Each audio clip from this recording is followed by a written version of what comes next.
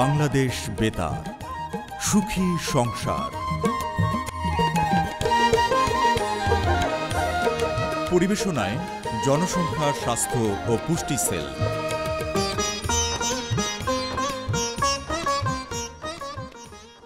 সুখী পরিবার কে না চায়, কিন্তু চাইলে কি পাওয়া যায়? না, পাওয়া যায় না। অর্থনৈতিক সচ্ছলতা ও সুখী পরিবার গঠনে পরিবার পরিকল্পনা বিশেষ গুরুত্বপূর্ণ। সমাজ ও রাষ্ট্রে প্রতিটি পরিবার পরিকল্পিতভাবে গড়ে তোলা সম্ভব হলে তার মাধ্যমে অধিক অর্থনৈতিক উৎপাদনক্ষম প্রগতিশীল জাতি গড়ে তোলা সম্ভব। পরিকল্পিত পরিবার গঠন কেবলই আর্থিক সামর্থ্যের বিষয় নয়, এর সঙ্গে জড়িত আছে নানা সামাজিক বিষয়, নারীর ক্ষমতায়ন, মায়ের সুস্বাস্থ্য, শিশুর পুষ্টি ও উৎপাদনশীলতা সহ অনেক কিছু। সরকার বাল্যবিবাহ নিরুৎসাহিত করতে বাল্যবিবাহ নিরোধ আইন 2017 প্রণয়ন করেছে। দেশব্যাপী পুষ্টি সেবা কার্যক্রম জোরদার করেছে। পরিকল্পিত পরিবার গঠনে স্বাস্থ্য মন্ত্রণালয় নিয়মিত প্রচারণা চালাচ্ছে। সুস্থ, বুদ্ধিদীপ্ত ও অর্থনৈতিক উৎপাদনক্ষম একটি দ্রুত প্রগতিশীল জাতি গড়ে তুলতে পরিকল্পিত পরিবার গঠনের ভূমিকাই প্রধান, তা বলার অপেক্ষা রাখে না। তাই একটি বলিষ্ঠ জাতি গঠনে পরিবার পরিকল্পনার গুরুত্ব অপরিসীম। আমাদের প্রতিটি পরিবার হোক সুখী ও সমৃদ্ধ পরিবার, এমন শুভকামনায় শুরু করছি আমাদের আজকের জনসংখ্যা, স্বাস্থ্য, পুষ্টি সেল বাংলাদেশ বেতারের সুখী সংসার অনুষ্ঠান।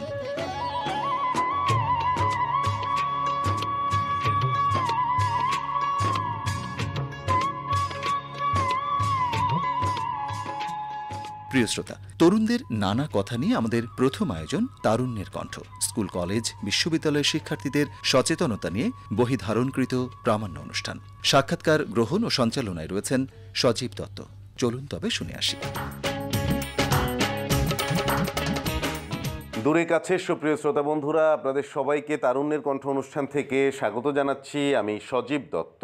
আমি এই মুহূর্তে রয়েছি সুনামগঞ্জ জেলার ছাতক উপজেলায়। ছাতক উপজেলা পরিষদের সভাকক্ষে এবারে তারুণ্যের কণ্ঠ ধারণ করা হচ্ছে। আজকের অনুষ্ঠানে প্রধান অতিথি হিসেবে উপস্থিত আছেন উপজেলা নির্বাহী অফিসার ছাতক। এছাড়া রয়েছে অন্যান্য কর্মকর্তা, শিক্ষার্থী এবং সুধীজন। চলুন আজকে আমরা শুরুতেই শিক্ষার্থী বন্ধুদের সঙ্গে কথা বলি। তোমার নাম বলবে? আমার নাম মুসাম্মদ সাবিয়া বেগম। আমি ছাতক সরকারি কলেজে দ্বাদশ শ্রেণীতে লেখাপড়া করি। অনেক ধন্যবাদ। এখানে সকলেই ছাতক সরকারি কলেজের শিক্ষার্থীরা রয়েছে। আমরা তোমার কাছে শুনবো, বাল্যবিবাহ বলতে কি বুঝি? বাল্যবিবাহ বলতে মেয়েদের 18 বছর এবং ছেলেদের 21 বছরের নিচে যে বিয়ে হয় তাকেই বাল্যবিবাহ বলে। অনেক ধন্যবাদ শ্রোতা বন্ধুরা।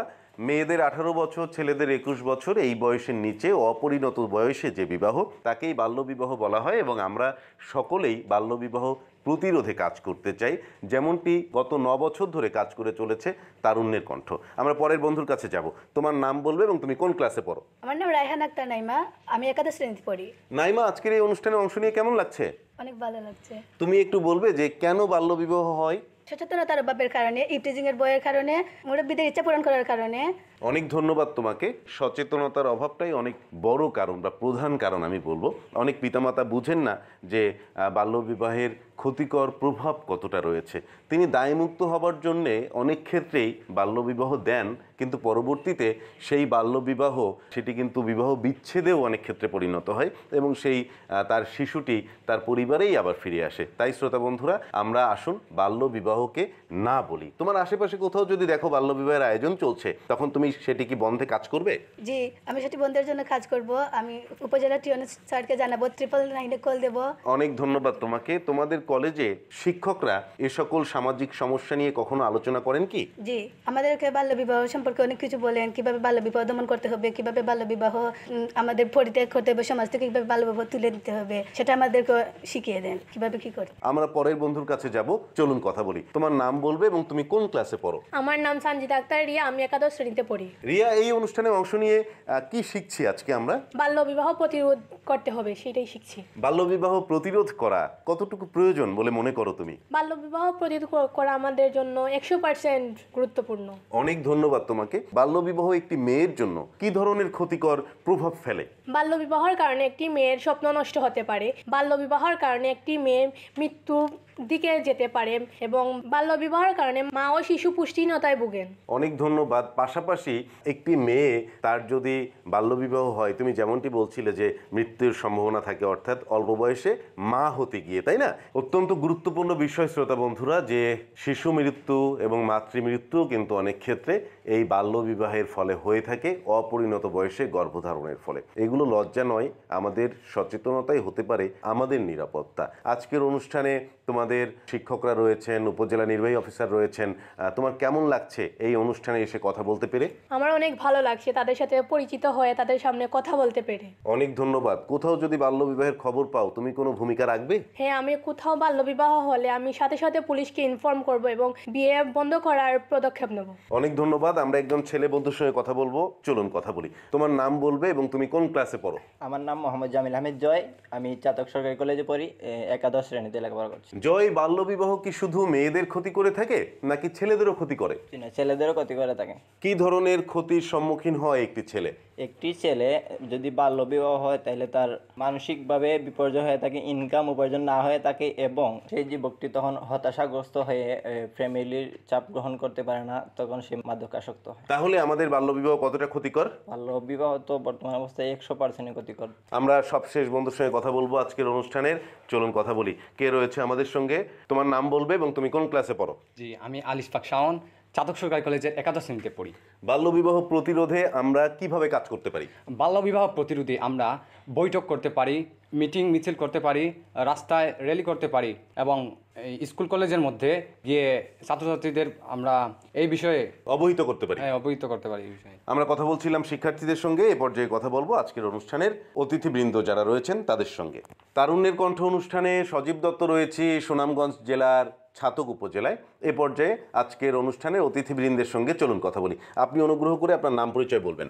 আমি সাবিহা মুস্তারি, তথ্য সেবা কর্মকর্তা, তথ্য আপা প্রকল্প, ছাতক উপজেলা। আপনারা কিভাবে কাজ করছেন এই সকল সামাজিক সমস্যা প্রতিরোধে আমাদের শিক্ষার্থী তথা এই এলাকার মানুষকে সচেতন করার লক্ষ্যে খুব সংক্ষেপে বলবেন। জি, ধন্যবাদ। আমরা মহিলাদের নিয়ে মূলত কাজ করি, আমরা মহিলা ও শিশুদের নিয়ে কাজ করি। আমরা গ্রামে গ্রামে যাই, ডোর টু ডোর করি এবং উঠান বৈঠকের মাধ্যমে মহিলাদের সচেতন করি। আমরা এ পর্যায়ে কথা বলবো আরও একজন কর্মকর্তার সঙ্গে এই উপজেলার, চলুন কথা বলি। আপনার নাম পরিচয় বলবেন। আমি মোহাম্মদ মোস্তফা আহসান হাবিব, আমি ইউআরসি ইনস্ট্রাক্টর, ছাতকে কর্মরত আছি। আপনারা কিভাবে কাজ করছেন? আমরা কাজ করছি, আমি মূলত প্রাথমিক বিদ্যালয়ের শিক্ষকদের প্রশিক্ষণ আয়োজন করে থাকি। এই প্রশিক্ষণে শিক্ষকদেরকে এ বিষয়ে আমরা সচেতন করি, তারা যেন তাদের ওই বিদ্যালয়গুলোতে যখন মা সমাবেশ হয়, অভিভাবক সমাবেশ হয়, তখন তারা যেন সেখানে এই বিষয়ে তাদেরকে সচেতন করেন। আমরাও ব্যক্তিগতভাবে কোথাও যখন মা সমাবেশ বা অভিভাবক সমাবেশে উপস্থিত থাকি তখন আমরা এ বিষয়ে কথা বলি। স্কুলগুলোতে গেলে শিক্ষার্থীদের সাথে যখন কথা হয়, তাদের দৈনিক সমাবেশ অথবা কোনো অনুষ্ঠানে, তখন তাদেরকেও এই বিষয়ে আমরা উদ্বুদ্ধ করি, তারা যেন বাল্যবিবাহ দেখলেই সেই বিষয়ে যেন অবহিত করেন তাদের স্কুলের শিক্ষকদের অথবা স্থানীয় জনপ্রতিনিধিদের অথবা আমাদের উপজেলা প্রশাসনের যারা কর্তৃপক্ষ আছেন, কর্তা ব্যক্তি, তাদের সাথে। সুপ্রিয় শ্রোতা বন্ধুরা, এ পর্যায়ে আমরা একটু বিশদে জানার চেষ্টা করব যে উপজেলা প্রশাসন ছাতক কিভাবে বাল্যবিবাহ প্রতিরোধে ভূমিকা রেখে চলেছেন, কিভাবে সচেতন আছেন। এ পর্যায়ে কথা বলবো উপজেলা নির্বাহী অফিসার ছাতক সুনামগঞ্জ। আপনাকে আন্তরিক ধন্যবাদ আমাদের অনুষ্ঠানটি আয়োজনে সহযোগিতা করার জন্য। আমরা শুরুতেই অনুগ্রহ করে আপনার পরিচয় আপনার মুখ থেকে আমাদের শ্রোতাদের শোনাতে চাই। ধন্যবাদ আপনাকে। আমার নাম গোলাম মুস্তফা মুন্না, আমি উপজেলা নির্বাহী অফিসার, ছাতক সুনামগঞ্জ। আপনার উপস্থিতিতে অত্যন্ত নান্দনিকভাবে আজকে আমাদের শিক্ষার্থী বন্ধুরা কথা বলেছে, আপনার কেমন লেগেছে? আমার খুব ভালো লেগেছে। আপনাকে ধন্যবাদ এই অনুষ্ঠানটা আয়োজন করার জন্য। আপনি আপনার উপজেলায় বাল্যবিবাহ প্রতিরোধে কিভাবে কাজ করছেন একটু যদি সংক্ষেপে জানান। আমরা মূলত দুইভাবে কাজ করে থাকি। আমরা একদিকে চেষ্টা করি মানুষের মধ্যে জনসচেতনতা তৈরি করার জন্য। আমরা যে সমস্ত অনুষ্ঠান করি সব জায়গাতে আমরা মানুষকে বোঝানোর চেষ্টা করি বাল্যবিবাহের কুফল সম্পর্কে।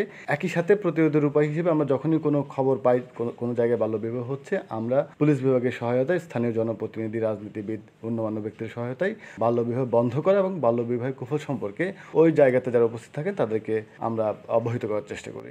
আপনাকে এই মুহূর্তে বাংলাদেশ বেতারের মাধ্যমে দেশে দেশের বাইরে বিভিন্ন প্রান্তের শ্রোতা বন্ধুরা শুনছে। আপনি জেনে আনন্দিত হবেন বাংলাদেশ বেতার এখন শুধুমাত্র রেডিও সেটে সীমাবদ্ধ নয়। আধুনিক মিডিয়ায় প্রবেশের ফলে বাংলাদেশ বেতার এখন অনলাইনে লাইভ স্ট্রিমিংয়ের মাধ্যমে, বাংলাদেশ বেতারের অ্যাপের মাধ্যমে, মোবাইল ফোনে FM রেডিওর মাধ্যমে বেতার ছড়িয়ে পড়ছে বিশ্বব্যাপী।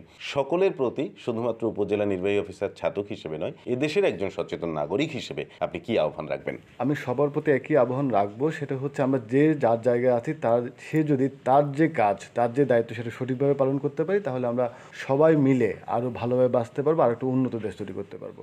আপনাকে তারুণ্যের কণ্ঠ অনুষ্ঠানের পক্ষ থেকে অনেক শুভেচ্ছা জানাচ্ছি, ধন্যবাদ জানাচ্ছি। আপনাকেও ধন্যবাদ জানাচ্ছি। সুপ্রিয় শ্রোতা বন্ধুরা, কথা বলছিলেন উপজেলা নির্বাহী অফিসার ছাতক সুনামগঞ্জ। ওনার কথা রেশ ধরেই আমার কথা শেষ টানতে চাই।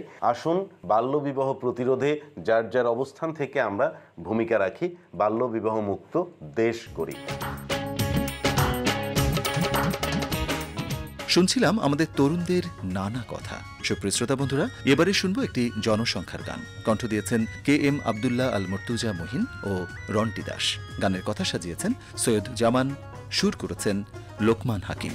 ভাবিয়া করিও কাজ করিয়া ভাবিও না, ভাবিয়া করিও কাজ করিয়া ভাবিও না, রাখিতে সংসার সুখে এই কথাটি ভুলিও না, রাখিতে সংসার সুখে এই কথাটি ভুলিল না, এই কথাটি ভুলিও না।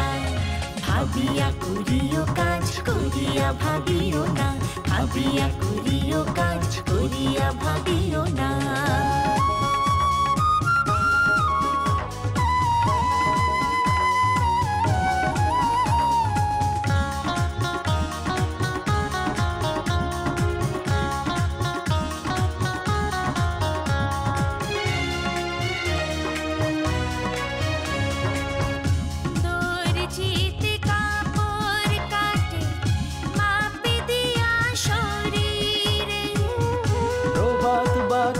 কথা সত্য তোমার আমার জীবনের, দর্জিতে কাপড় কাটে মাপ দিয়া শরীরে, প্রবাদে বাক্যের কথা সত্য তোমার আমার জীবনে, তাই তো সোনার সংসার গড়তে, তাই তো সোনার সংসার গড়তে হিসাব ছাড়া চইল না, হিসাব ছাড়া চইল না। ভাবিয়া করিও কাজ করিয়া ভাবিও না, ভাবিয়া করিও কাজ করিয়া। সংসার অনুষ্ঠানটি শেষ হলো। পরিবেশনায় জনসংখ্যা, স্বাস্থ্য ও পুষ্টি সেল।